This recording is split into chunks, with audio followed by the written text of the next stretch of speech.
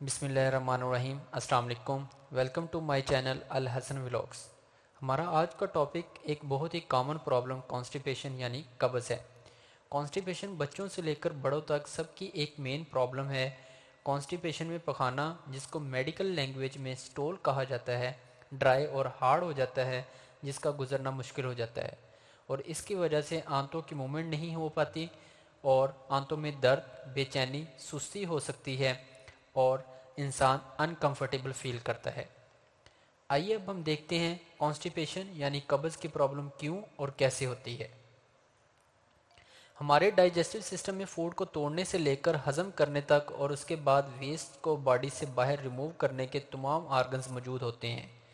जब हम फूड की बाइट लेते हैं तो हमारा डाइजेस्टिव सिस्टम खुद ब खुद एक्टिव हो जाता है। माउथ में फूड के पार्टिकल्स को छोटे छोटे ज़रात में तोड़ा जाता है ताकि खुराक के ये पार्टिकल्स एसोफेगस यानी वो नाली जो खुराक को मुंह से स्टमक तक लेकर जाती है उसमें से आसानी से गुजर सकें। स्टमक से खुराक स्मॉल इंटेस्टाइन यानी छोटी आंत में चली जाती है। छोटी आंत में खुराक में से न्यूट्रिएंट और 90% वाटर को ब्लड में अब्जॉर्ब कर लिया जाता है यानी बॉडी का हिस्सा बना दिया जाता है।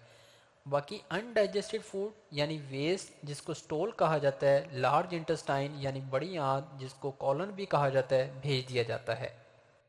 कॉलन में वेस्ट यानी स्टोल के अंदर मौजूद वाटर और सॉल्ट को अब्जॉर्ब किया जाता है। इस तरह लिक्विड वेस्ट को सॉलिड में तब्दील कर दिया जाता है जिसको फीसिस यानी पखाना कहते हैं। कॉलन की में मसल्स की मूवमेंट से वेस्ट को रेक्टम तक भेजा जाता है। रेक्टम डाइजेस्टिव सिस्टम का वो हिस्सा है जहाँ वेस्ट को आर्जी तौर पर स्टोर रखा जाता है जब तक एनस के ज़रिए उसे हम बॉडी से बाहर रिमूव नहीं कर देते। कॉलन में वेस्ट की मूवमेंट नॉर्मल से ज़्यादा हो जाए तो वेस्ट में से पानी ज़्यादा जज़ब नहीं हो पाता जिसकी वजह से लूज़ मोशन बन सकते हैं। जबकि अगर वेस्ट की मूवमेंट कॉलन में नॉर्मल से स्लो हो जाए तो फिशेस ड्राई और हार्ड हो जाते हैं क्योंकि उस वक्त उसमें ज़्यादा से ज़्यादा वाटर अब्जॉर्ब होता है जिसको हम कॉन्स्टिपेशन या कब्ज़ कहते हैं। कॉलन में वेस्ट के स्मूथ मूवमेंट के लिए फ़ाइबर और पानी बहुत ज़रूरी है। अगर हमारी डाइट में फ़ाइबर और वाटर कंटेंट की कमी हो तो ये हार्ड फिशेस यानी कॉन्स्टिपेशन की वजह बन सकती हैं जिनको बॉडी से रिमूव करना मुश्किल हो जाता है। नॉर्मली एक वीक में 3 टाइम्स वॉशरूम जाना यानी कि स्टोल को बॉडी से रिमूव करना ज़रूरी होता है। अगर आप एक वीक में 3 टाइम स्टोल को बॉडी से रिमूव नहीं कर रहे तो आपको कॉन्स्टिपेशन यानी कब्ज़ की प्रॉब्लम है।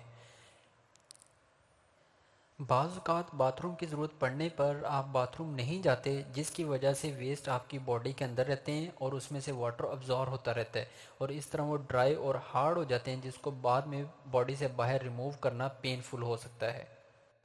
इसी तरह स्ट्रेस या एंटी डिप्रेशन मेडिसिन यूज़ करने से भी कॉन्स्टिपेशन हो सकती है। इसके अलावा over eating including cake, bread, cheese वगैरह को बॉडी से रिमूव होने के लिए कई दिन लग जाते हैं जो क्रॉनिक कॉन्स्टिपेशन की वजह बन सकते हैं जिससे बॉडी वेस्ट को बॉडी से रिमूव करना मुश्किल और पेनफुल हो जाता है। इस अनकंफर्टेबल कंडीशन की मेन रीज़न कॉलन में वेस्ट की स्लो मूवमेंट है। डेयरी प्रोडक्ट का ज़्यादा इस्तेमाल भी कॉन्स्टिपेशन की वजह बन सकता है क्योंकि मिल्क के अंदर मौजूद लैक्टोज जब फर्मेंटेड होता है तो ये मीथेन गैस में कन्वर्ट हो जाता है। मीथेन गैस वेस्ट की मूवमेंट को स्लो कर देती है और कॉलन उस वेस्ट में से ज़्यादा वाटर को अब्जॉर्ब करता रहता है जो ड्राई और हार्ड फीसेस में कन्वर्ट हो जाता है। इसी तरह फिज़िकल एक्टिविटी यानी कि एक्सरसाइज वगैरह ना करना, इनएक्टिव लाइफस्टाइल भी कॉन्स्टिपेशन की एक वजह हो सकता है। कॉन्स्टिपेशन से बचने के लिए सबसे पहले टाइमली वेकअप, वक्त पे उठें और वॉशरूम जाएं। Take high fibre vegetables, high fibre diet and drink plenty of water every day. ज़्यादा से ज़्यादा पानी और फाइबर का इस्तेमाल आपकी बॉडी के अंदर वेस्ट की स्मूथ मूवमेंट के लिए बहुत ज़्यादा ज़रूरी है। इस तरह आप कॉन्स्टिपेशन से बच सकते हैं। इसके साथ साथ एक्सरसाइज को भी अपनी डेली रूटीन का हिस्सा बनाएं ताकि आपकी बॉडी के जो पार्ट्स हैं वो इजीली और स्मूथली वर्क कर सकें।